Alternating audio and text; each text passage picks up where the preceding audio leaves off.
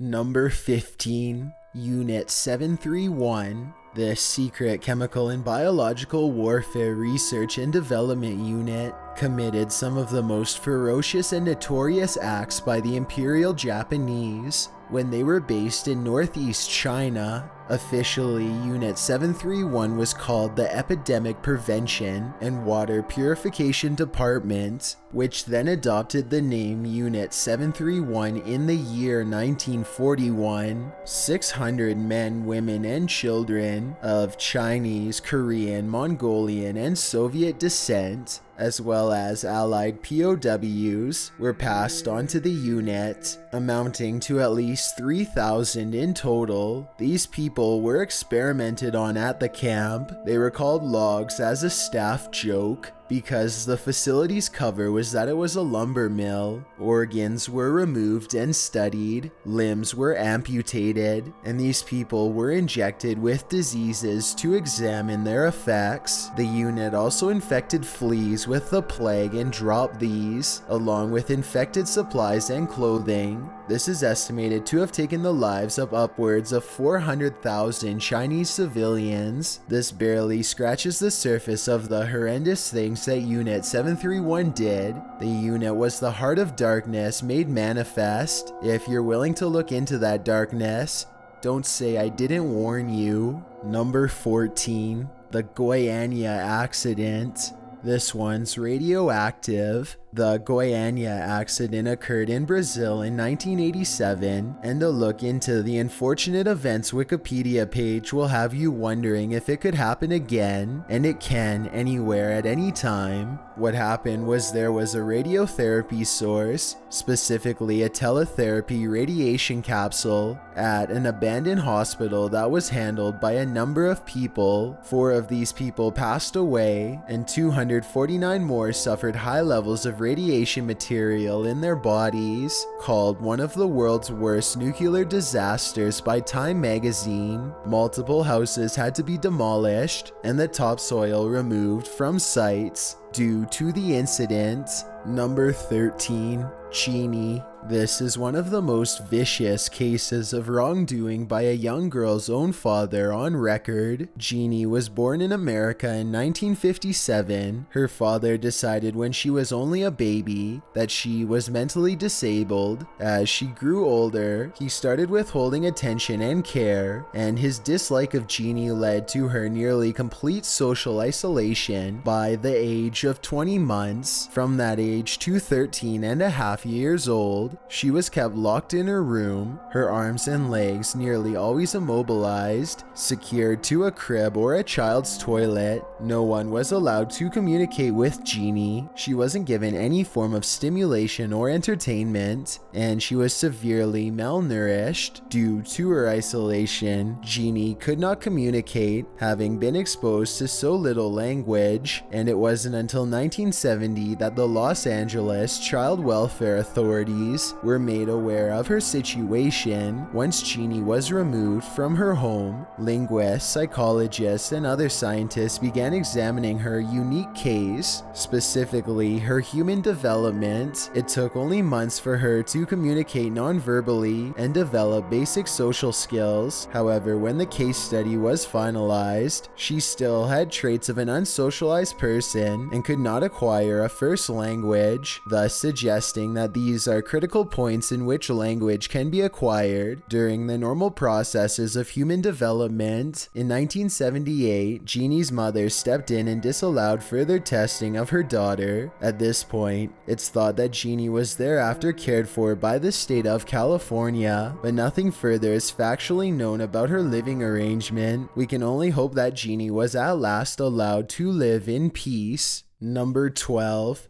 Capgras delusion. Imagine you walk into your kitchen one morning, your husband is cooking breakfast, but when he turns to you and you look in his eyes, suddenly you feel that this isn't your husband at all, but an imposter, just pretending. This psychiatric disorder involves a delusion in which someone feels an identical imposter has replaced their parent, family member, friend, spouse, or even their pet. Classified as a delusional misidentification syndrome. Capgras delusion can be transient, acute, or chronic, and can also involve a feeling of time warp or substitution. Paranoid schizophrenia is often involved, but dementia and brain injury can also be a contributing factor. Have you ever thought your loved one was an imposter? Number 11. Rocktario. Cults are always creepy, but this one is particularly heinous. Canadian cult leader Rocktario was the head of a religious group from 1977 to 1989 called the Anthill Kids. Calling himself the Prophet Moise, Terrio's cult followed upon Seventh-day Adventist church beliefs. He sold the commune as a place where people could go to be motivated and live free from sin, in unity and harmony. Of course, with such freedom comes a lot of restrictions, one of them being that members were not allowed to keep in contact with their families. There was also a doomsday element to the Anthill Kids, as Terrio claimed the end would come in February 1979, which in fact it didn't. As within many cults, Terrio established that he could have multiple wives, and all female members were required to have a child with him. 26 children later, they and his followers were under Terrio's totalitarian rule at his commune. Anyone who considered leaving the commune or who did not obey his rules faced increasingly worse punishment, which started with plucking all the hairs on a person's body and ended with forcing followers to break their own legs with sledgehammers. After finally taking the life of one member, Solange Bulliard, while attempting to demonstrate his healing powers after she complained of a stomach ache, Terrio was arrested and sentenced to life behind bars. If you have the nerve,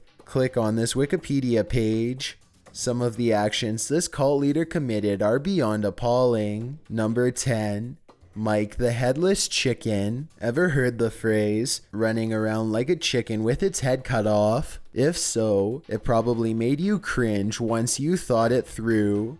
If it did, jump over to Mike the Headless Chicken's Wikipedia page, and you'll be doing more than cringing. This chicken had its head cut off and lived on not just for minutes, but for 18 months after. When the story first came out in 1945, many believed it to be a hoax, but Mike's owner, Lloyd Olson of Colorado, took the headless chicken to the University of Utah to have his story verified. As it would turn out, the chicken was still living because when Olson had gone to chop off his head, he missed the jugular vein, leaving a majority of the brainstem intact. The botched act made it so that the chicken could still perch, attempt to peck for food, and even crow, which is said to have sounded more like gurgling than an actual crow. Mike became a sensation, and he was soon taken on tour to be part of a sideshow act, earning Olson $4,500 a month, which is $49,300 in today's money. During the height of the chicken's popularity, sadly, Mike's headless life was cut short when he passed away from choking on a piece of corn in the middle of the night. His legacy lives on, however, in Fruita, Colorado, where Mike the Headless Chicken Day is celebrated each year in May. Just don't think about it too much, or you'll be having nightmares about it tonight.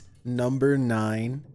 Gold Base. This is the international headquarters of the Church of Scientology, located in Riverside County, California, around 100 miles from Los Angeles. The compound is confidential and heavily guarded by patrols 24/7, high fences with razor wire, and ultra barrier spikes at the top, motion detectors, and cameras. The church also closely monitors passing traffic along the public road nearby. So what is going on inside of the nearly 50 building compound that requires such heavy security and secrecy? The church acquired the property in 1978 compensate with cash under the alias Scottish Highland Quietude Club. Senior church officials, as well as the church's leader and the elite inner circle of around 1,000 members, known as the Sea Org, live on site, and many prominent Scientologists have studied at Gold Base, including Tom Cruise. As luxurious as this compound sounds, staff conditions are said to be terrible. Pay is $50 for a 100-hour work week, and punishments are dealt to those who don't fulfill work quotas. The lake was reportedly used for punishment on various occasions in the 2000s. One of those punishments involved being pushed into the freezing cold water at night while the leader looked on. According to reports, mistreated members of staff, up to 100 annually, make an attempt at escaping from Gold Base. They are inevitably captured and brought back to the base by pursuit teams. If this summary on the fearful place known as Gold Base isn't enough for you, click on through to the Wikipedia page. There's plenty more where this comes from. Number 8.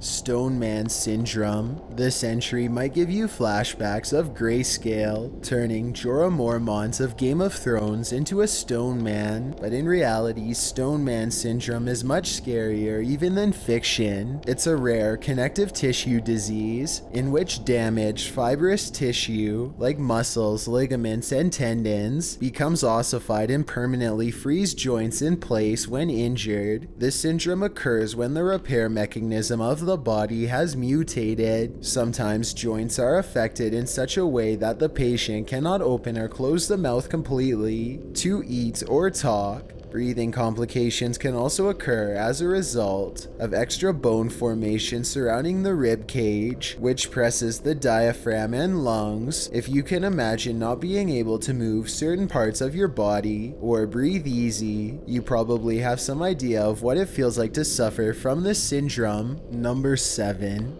June and Jennifer Gibbons. These identical twins were born in 1963 in Barbados and raised in Wales. Known as the Silent Twins, the pair only talked to each other and rarely left each other's side. They were bullied and ostracized in school. As they became socially isolated, their language became almost unintelligible to others, and they often mirrored each other's actions as they spoke. By 14, they only spoke to each other and their younger sister. A series of therapists attempted to encourage them to be more social by sending them to separate boarding schools, but this only made them feel more isolated, as they each withdrew completely when on their own. Once reunited, the girls wrote fiction together and put on plays with their dolls. Their stories often involved characters who exhibited criminality. Their interest in this may have been inspiration, as their later actions included arson. They were eventually sent to a mental hospital called Broadmoor for 14 years. Although they continued to be mute to the world, the girls shared a pact that if one of them passed, the one left to live would have to speak and live normally. While still in Broadmoor, they decided that one of them must pass away, and Jennifer offered to so that June could live normally. She did in fact pass away of inflammation of the heart during a move to another facility, but the cause of this inflammation is still unknown. A few days after Jennifer had passed,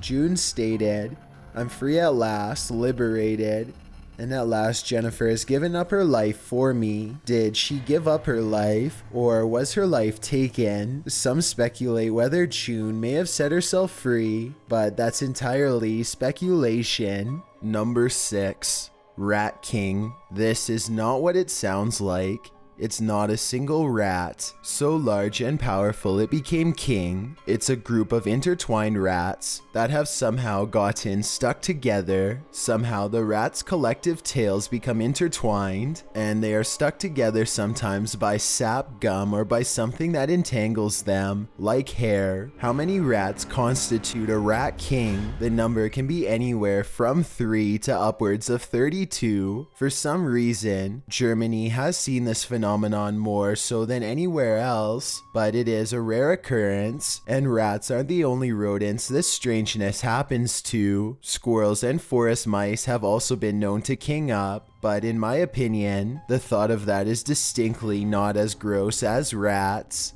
Number 5. Dancing mania. So you think you can dance? Don't start or you may not be able to stop. This social phenomenon occurred between the 14th and 17th centuries in mainland Europe, where erratic dancing, sometimes involving thousands of people at once, resulted in many collapsing from exhaustion, also known as the dancing plague, or St. Vitus's dance. This mania isn't simply an all-night rager, rather it's an outbreak that spreads quickly. The first major one happened in 1374 in the Holy Roman Empire, and others have been noted throughout the centuries ever since. The cause of dancing mania is unknown, but some believe it was simply mass hysteria, which is when social influence causes physical symptoms with no known cause. Other theories range from religious cults instituting the mania to the period's poverty, resulting in spontaneous dancing to relieve stress. Whatever the cause was in the past, nowadays we just call it the fun pastime of a flash mob.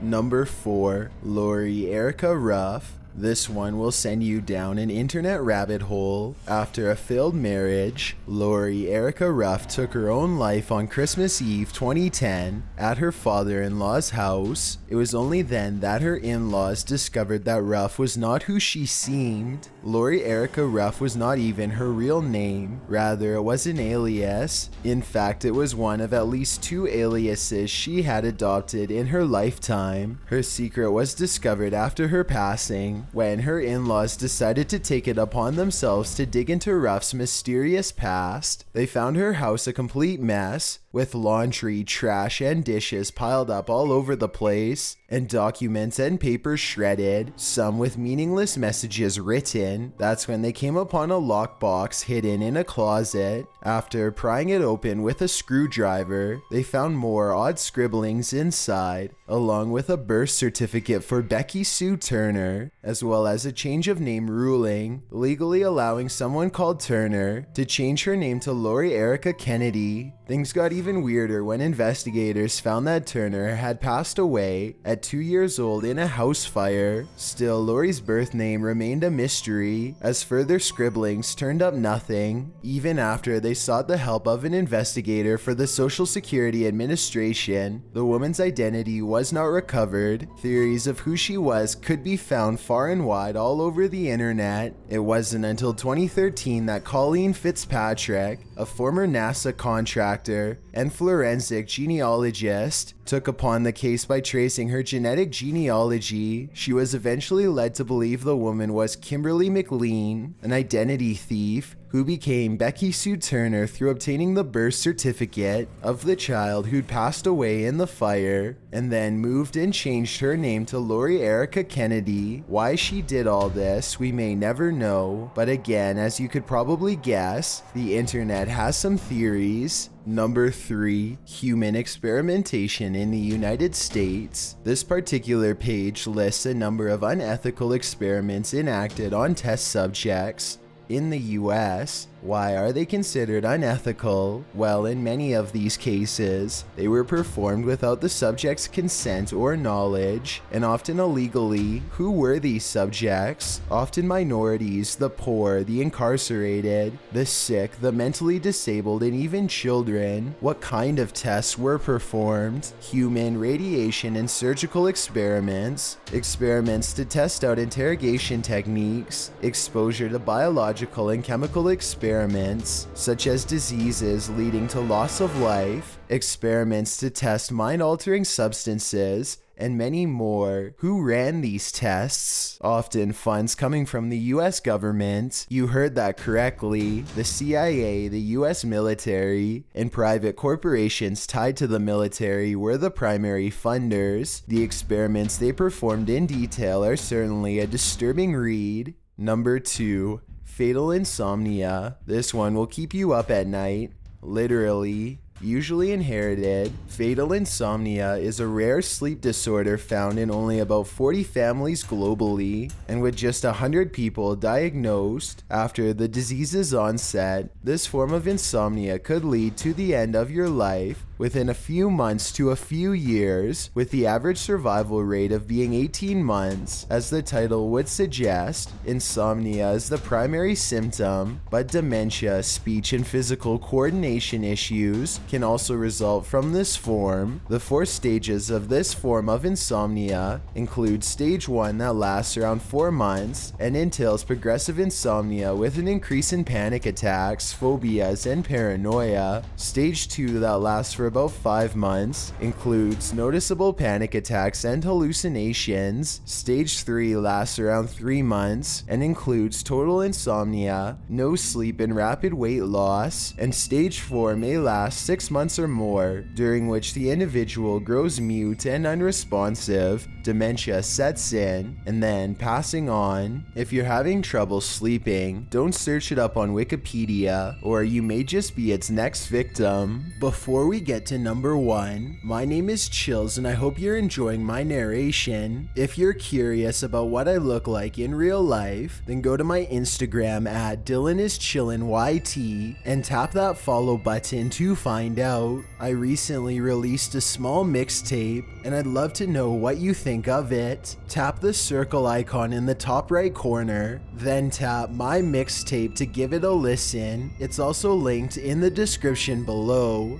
It's a proven fact that generosity makes you a happier person, so if you're generous enough to hit that subscribe button and the bell beside it, then thank you. This way you'll be notified of the new videos we upload every Tuesday and Saturday.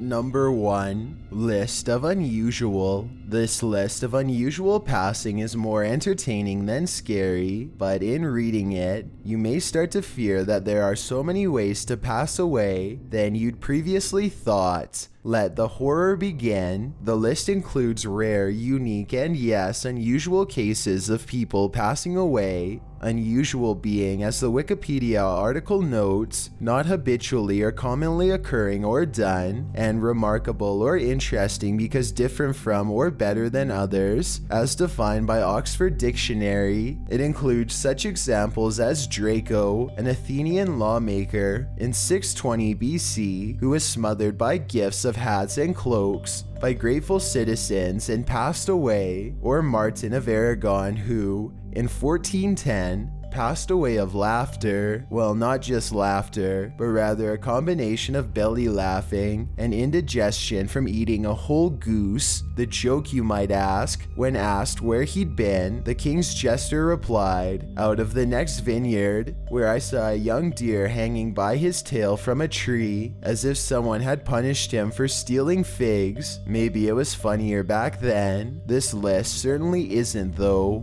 Thanks for checking out this video. Be sure to subscribe because we upload new countdowns every Tuesday and Saturday. Or if you're still not convinced, here are some of our other videos that I think you'd like. Enjoy!